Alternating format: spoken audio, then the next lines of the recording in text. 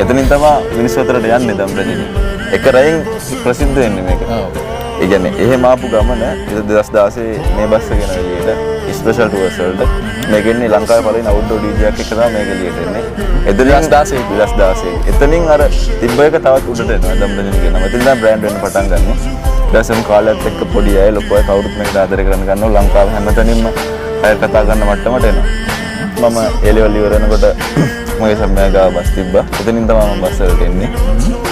ඉතින් එයා මගේ හිණයට එයා පණ දුන්න කිව්වොත් මම ඉවරයි. ඒ කියන්නේ මොනවද ඕන මං කියන අයියේ මෙහෙම වෙන්න ඕන මෙහෙම වෙන්න ඕන. හරි. ඒ විදිහට කරමු. ඒ විදිහට එයා මම සහයෝගයෙන් මේ කරපු දේ අන්තිමට අපිත් හිතුවත් වඩා ලොකු තැනකට ආවද මම කියන්නේ මගේ කටින් මේක බ්‍රෑන්ඩ් එකක් කියලා. නමුත් මම හරිද දකින්න ඇසෙන දේවල් වලින් සමහර වෙලාවට ඒක තහවුරු වෙන අවස්ථා තියෙනවා.